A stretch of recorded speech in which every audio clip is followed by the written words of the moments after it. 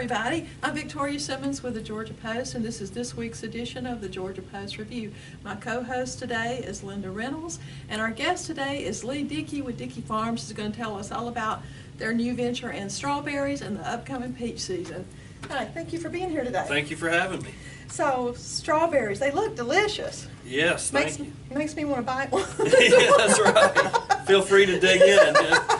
So tell us why you got started in strawberries and your season, how Sure. seasons run, your hours. Okay. So, you know, this is actually our first year growing strawberries. Historically, we've been growing peaches a long time, over 120 years. So I'm fifth generation farmer growing peaches. And, you know, I've always loved strawberries, and you know, for us, the great thing about strawberries is they start about this time, usually, you know, late March, early April, depending on the weather, and they'll last all the way until we get started with peaches. So it's just a great way for people to come out to the farm, you know, a little bit ahead of peach season and pick strawberries. People love picking strawberries, love eating strawberries, and it's just a nice addition to what we've been doing the past few years in terms of. So is there a difference? Do you pick them and sell them, or can people come and pick their own? Both. So we actually just started picking strawberries last week. I think last Thursday we picked our first few or so. So we're excited about that. And right now we've got them for sale in our market, along with some great homemade strawberry ice cream. I'm sure. And we hope to open our U-Pick. We were just waiting on a few more berries to be out there, just so it's easier for people to find them and get what they want. And so looks like we've got some warm weather this week, so we hope it allow people to come pick later this week. Because if I'm not mistaken, and I don't know anything about agriculture, but if it's this red, that's all the red it'll ever get, right? So if it's white, you don't want to pick it because it's not going to ripen up like other fruit. That's right, yeah. So with peaches, you know, if you pick them a little green, they'll continue to ripen after they're picked and still have great flavor to them. But with strawberries, you know, you really want to wait till they're as red as possible, because like strawberries, like a lot of berries, they don't continue to ripen once they're picked. They kind of stay at that. And that's true with blueberries and other kinds of berries? I believe so. That's right. Yeah. Learn something new every Yeah. day. So what are your hours for, and what are your hours going to be for U-Pick as well? But Right now we are open Monday through Friday from 9 a.m. to 5 p.m. and on Saturdays from 10 to 5. And it'll be like that through the end of March, and then we'll go to 7 days a week. After Easter, we just didn't want to be open on Easter, and so, but we'll be 7 days Good a week. call. Yeah. So we'll be 7 days a week once April gets here. You'd so. have to hide Easter eggs in those That's strawberries. right. That's right. That's right. That might work. That might be an idea. Yeah. so you use your own strawberries to make the strawberry ice cream? Yes, ma'am. So it's fresh homemade ice cream. Wow. Yeah. Mm-hmm. And you didn't bring us any of that. No, I didn't. I needed to find a cooler. I would have brought some. I'm just kidding. Well, these are super. They look delicious. Yeah, Thank you they sure very do. I much. can't wait to try them. So. Now, I've been strawberry picking in this area. You mound it up with this black stuff That's and right. the So- plants underneath. So, you know, you plant strawberries in the fall, and they get ripe in the spring. So, or at least there's a couple ways to do it, but by and large, that's how everybody does it. And you put them into beds. So a tractor comes through with a bedder behind it, and it beds the soil up into a rounded mound, and then that's covered with a plastic. And that's really just to keep weeds and everything else from growing, and it also keeps the moisture under that bed. Strawberries are. If you want a They juicy need a lot of strawberry. water. Yeah, they need a lot of water and can get stressed out really easy. So you're watering them really kind of every other day. In that plastic bed. just keeps Now, do you all have the moisture irrigation in. underneath? Yep. Underneath the There's a plastic? drip line underneath the plastic, letting out just a little bit of Lots water. of water for juicy strawberries. That's right. Does the cold affect strawberries like it does the peaches? Well, it can. So generally, it takes from the time there's a bloom. There'll be a bloom out there, kind of a white flowered bloom, and so it takes about a month from the time that it blooms until that strawberry is ready to pick. Oh. And so So right now there's strawberries out there. There's little bitty green ones, and there's also blooms, and so they continue to that plant continues to produce strawberries, and but if you get a freeze, it can damage the blooms and the berries. So what we do, we have frost blankets. So we cover that whole field in blankets and pin them down with blocks, and it keeps extra 4 or 5 degrees under there with those. Now, blankets this may be a on top of them. stupid question, Yeah. but what is a frost blanket? It- I mean, we're not talking about your wool or down comforter, we're No, talking it's a very thin. They're white, and it's a very thin fabric. It's kind of two pieces that are sewn together, and they let in about 50% light, so it doesn't. Otherwise it would hurt the plants to be completely no sunlight. So it lets in some light, and then it keeps the temperatures in. So like last week I had them covered up. I think it was Friday morning was 33 degrees or something. It was cold. I mean, even though I didn't think it was going to freeze, it still keeps You the have a lot plants from invested. slowing down, and you never know. I mean, sometimes it can get colder than what you think. So How long does it take for you to roll out the blankets? it takes us about 8 guys, about an hour. We can do the whole field. We've got about 2 acres planted. So Wow. Well, so when will the season run? It runs through, hopefully this week through when? Probably, hopefully we'll get into June. It just depends on temperatures. Once temperatures get too hot, the plants generally stop producing, and so, but hopefully we'll have some great sweet peaches by then, or certainly well before then. So, and we can start with the peach ice cream. So, Yeah, well, let's talk about peaches. They had enough cold hours this They year, did. which is great after last year's awful season. So tell us about peaches, and when can we expect to have a sweet Dickey peach? Yeah, we did. We had great weather.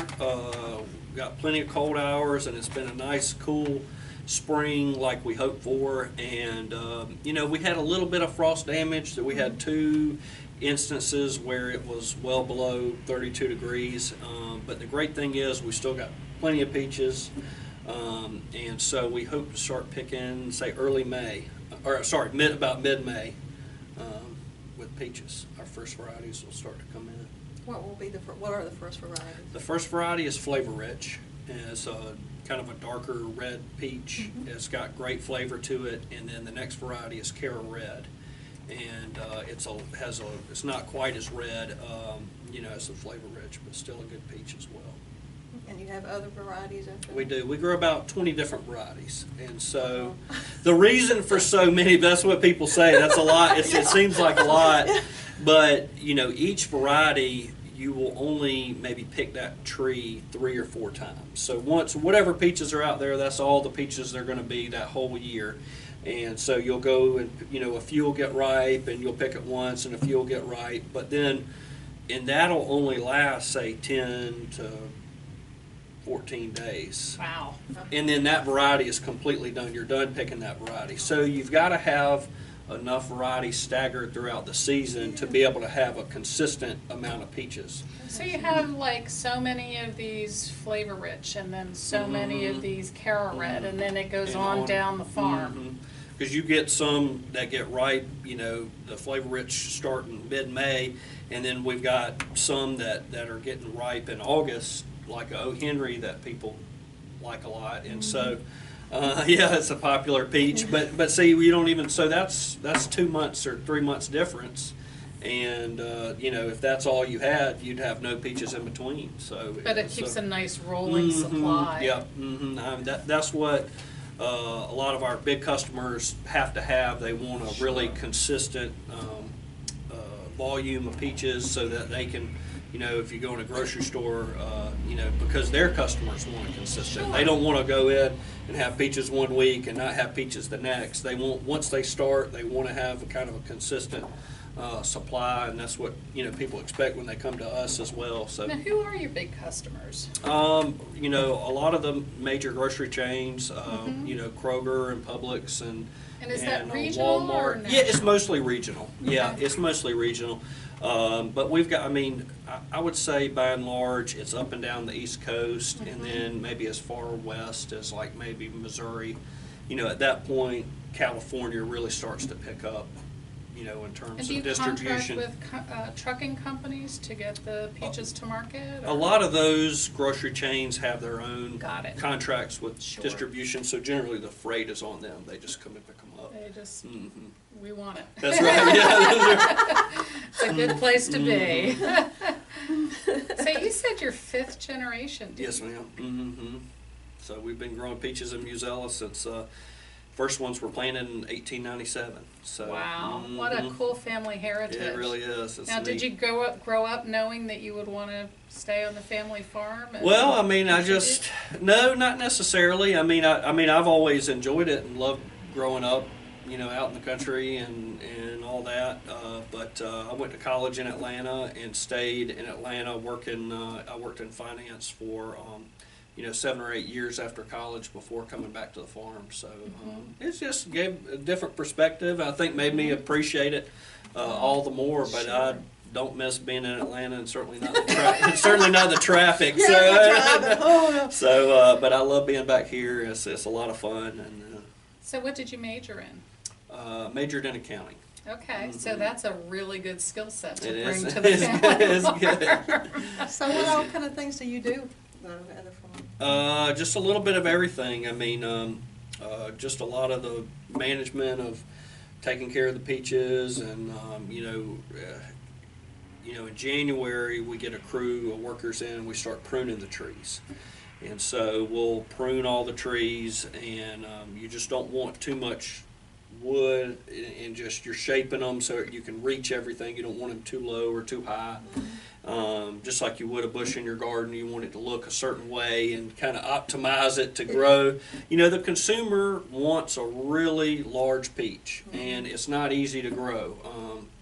You know, by and large, it can be later in the season, but the consumer really desires a large peach. So it takes pruning, and then you'll go and thin the peaches as well, which means you're kind of taking off excess peaches that are on the tree. So naturally that tree, even after you've pruned it, it might have a 1,000 or 800 blooms on the tree. Well, in order to have a nice 2.5 or 3 inch peach, you can only have, say, 200 or 300 peaches on the tree. It just, you know, otherwise you'll just have a lot of little peaches, and that's just not what consumers want. Worst case scenario, if we were to have a really bad freeze, would it impact them very much? It could, but the good thing is the forecast looks great. know. There's no, there's no real. I know. Thank good, knock on wood. I mean, you never know though. Spring weather can be really crazy, but the forecast looks good, and it's extremely rare to have a freeze after Easter in this part. That groundhog part of just the- wasn't nice to No, us this he wasn't. year. No, it's really been, the weather's really been like on steroids this year. Yeah, it has. It has. So, anything else you want to tell us about peaches? And And just, you know, that we're looking forward to a good year. We appreciate everybody being patient last year. I think not everybody got all the peaches that they wanted. They were more expensive and on, and I think everybody was still really patient and came out and got peaches and had a good time. So we're excited to have a nice big year with plenty of peaches and all the varieties that people expect. So we're really excited about it. I just used my last Dickey peach that was in the freezer yesterday. So right now you're selling these strawberries in your gift shop? We're open right now. We've got fresh strawberries. We've got all our jar products, jams and jellies, and of course fresh strawberry ice cream. It's going So right come on now. out to the So gift come, yeah, shop come and on visit. out. Yeah, absolutely. And we'll have our sides down here, I think the day after Easter, and have the whole porch wide open and ready to go and start U-Pick later this week. So It is we will. a delightful facility. Oh, thank you very much. Yeah, it's very neat. Yeah. Yeah, so the strawberry crop represents a diversification in the Dickey Farms produce. Do you anticipate that you might continue? I hope so. I knew I wanted to do strawberries just because of the alignment with peach season. It's something, it has a good wholesale market, but also, consumers are really attracted. I mean, there's certainly a growing trend, really across the country, but certainly in this area. People want to know where their food comes from. They even want to see where it comes from. And that's, that's one of the things that we've really tried to cater to with our facility, and having ice cream and having an area where people can kind of come and see what happens. And, I love to talk to people about it. I think we're very proud of the work we do. We go through a rigorous food safety program, and we track any and everything and make sure it's almost like a processing facility in a way, in terms of gloves and hats and napkins. So we're very proud of the work that we put into it, and the level of safety I think that we bring to consumers. You process your own peaches as far as washing them and boxing them. Are you doing the same with Strawberries? Don't. When you get strawberries, whether it's from the grocery store or from our farm, the best way to care for them, they keep best in the refrigerator. So they've never been washed. So you don't want to wash them well in advance of using them. You want to wash them right before you use them or consume them, because that water, it just, I don't know what you say, it just makes them mushy and kind of go bad. So when you get them home, don't wash them in that container and then stick them in the fridge. Just stick them right in the fridge and then wash them right before you're going to use them.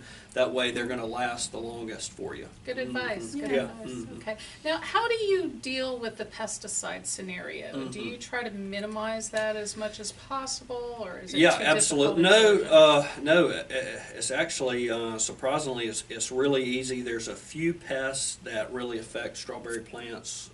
One of them is spider mites, and they're just really small little mites that attack the plants, and then aphids. Yeah, they are.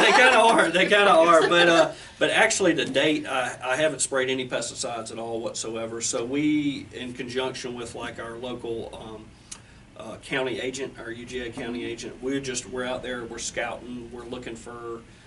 Because there's a lot of natural predators to the spider mites, and so I think one issue that you can get into if you start too early with any kind of pesticides, it can have the opposite effect where one pest becomes more dominant than the other. So right now I think we're in a good position. I hope to hold off as long as humanly possible until I really get out there and see a real issue and a real need to. So these could be labeled organic. They could. You've got to go through a rigorous registration process and all that, but they could, yeah. You could actually say, these were raised without pesticides, check back with us in a month. That's right, you could, yeah.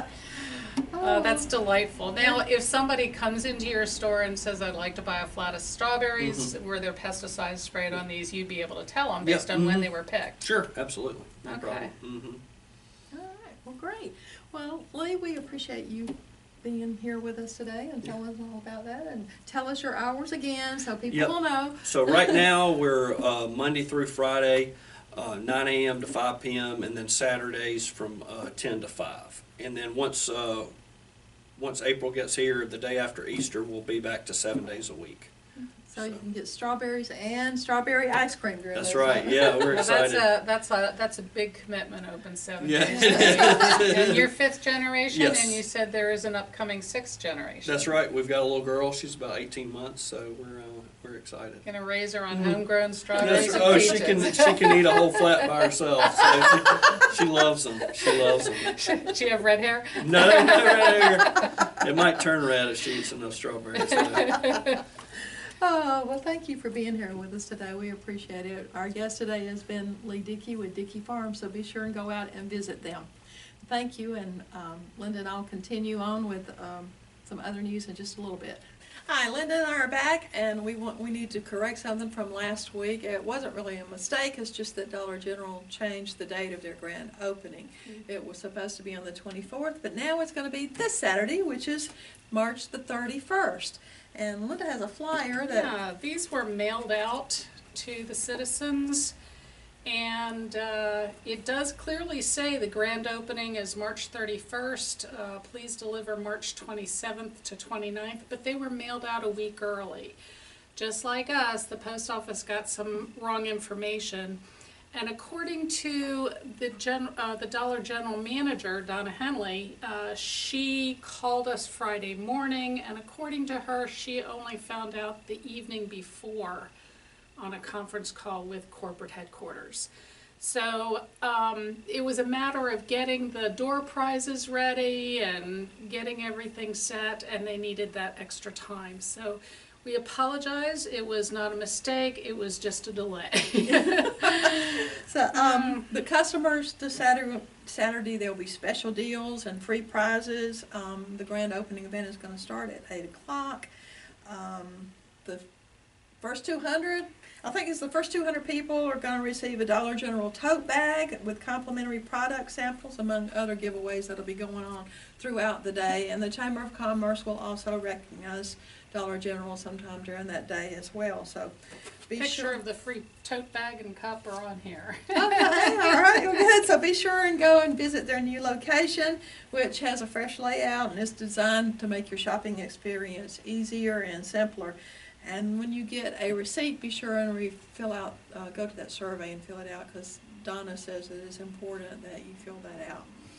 So this past weekend was the opening day of Recreation Ball. I understand they had a really good day, and there's been a lot of compliments about it. So Recreation Ball is now underway. So if you get a chance, check out a game. Also, we'd like to say that we're involved in a competition for a FedEx grant of $25,000, and the voting is not the only criteria, but we need everybody to go to the FedEx thing and vote for us. We're under Crawford Publishing, and you can vote every day within a 24-hour period. So go vote for us. We want to improve our technology. Our website is down right now, and we want to get that back up and going, and for it to be improved. And we need some other upgrades to our technology here to make it better for our readers to access our newspaper, because we'd also like to have a mobile app, which that grant will enable us to have. So If you need specific directions, they're right here on the newspaper, and they will be in the newspaper every week until the contest is over. But basically, if you go to FedEx Grant and go to the bottom, and it'll ask you to vote for somebody. And when you click vote, it'll give you an opportunity to type in a business name. Remember, Crawford Publishing, not the Georgia Post, because we had to register under our legal name. Right. Correct. And voting will continue until April 4th, and there won't be any more voting after that. And they're going to pick like the top 10, and then they'll enter them in another contest. So, but please vote for us, so maybe we'll be able to improve our technology. Yeah, vote every day. Like I said, Yeah. you can vote every 24 hours. So vote, have everybody in your family that has an email vote, and tell all your friends to go vote for us too, because it's very important for us, and it would benefit the community greatly. These kind of grants also allow us to keep your subscription costs low, Exactly. your advertising costs low, and continue to help us hire staff and interns and the kind of thing that makes us able to serve the Roberta, Crawford, and Byron communities to a better degree. We greatly appreciate your support, and it doesn't cost you a thing but maybe 2 minutes of your time to do. So Okay. thank you. And we really appreciate it. Upcoming next week, we're gonna, our guest will be Sarah Green from the 4-H program and the County Extension program, and she's gonna be talking about their rabies clinic, which will be on April 7th, and other things that are going on with 4-H and the Extension office. And in future shows, we'll also include the candidates that are running for county commissioner, and we hope to have one of the county commissioners to come on and talk about the new tax, T-Splosh tax, which will come up for vote on May 22nd. In the meantime, be sure and subscribe to the Georgia Post. Come in, talk to us, tell us how your opinion on different things and things. Don't hesitate to call if you think of a story. Mhm. We love following up on human interest stories, what people are doing in the county, or if anything's going on that you would like to express your opinion about, you can certainly write a letter to the editor. So a lot of things are going on in Crawford County and around us, and one thing that's coming up in the paper this week is that Crawford County troop number 60382 sold the most Girl Scout cookies of any troop. They sold Go girls. 16,848 boxes of Girl Scout cookies. Oh man, I can't even imagine. It's a lot of cookies. That's a lot of pounds on the hips. And I missed out on them this year. So calling all Girl Scouts watching this, next year come to the Georgia Post during Girl Scout cookie season, because I'm good for 6 boxes or so. And if you happen to have gluten-free ones, I'm good for about that many too, because I have to eat gluten-free. But that's just an amazing, and there's only 27 of those Girl Scouts, and they sold over 16,000 boxes of cookies. Way to go, girls. Good Yeah. job. That's great. That's great. So that'll be in this week's paper. Also, we'll have a story from the Crawford County Board of Education, as well as the Crawford County Board of Commissioners from last week. So be sure and pick up your copy. Some of the things going around in Georgia, we had a news release about early sightings of black bears. So. Bottom line is, don't leave your garbage outside. And I actually live on the Peach County side, so I've actually seen a black bear in my neighborhood in the woods back there, so don't think that. They're not here, because they are. That's right. Yeah. So just be sure that you don't feed them, and it would probably be good to call the Department of Natural Resources if you happen to see one. So also, coming up in Georgia, it says if you catch 5 different species, you have a Georgia Bass Slam. And they introduced this last year to recognize anglers with the knowledge and skill to catch the different species in a variety of habitats across the state. It also stimulates interest about conservation and management of black bass and their habitats. And last year, 15 anglers managed to grab their own slam. So are you going to be one to get one in 2018? For more information about that, look on the Georgia Department of Natural Resources website. So Vicki, this is a rather important weekend for Christians coming up this weekend. You're a minister. Tell me what Easter means to you. Easter is actually probably the most important holiday as a Christian. Friday is, of course, Good Friday, and it was a very sad day for Christians. So Easter is kind of bittersweet because Friday, Christ was crucified, but after Friday, Sunday's coming, and Sunday's definitely the day to celebrate because Christ arose. But we have to get to the resurrection, we have to see Christ on the cross and all that he suffered for our sins.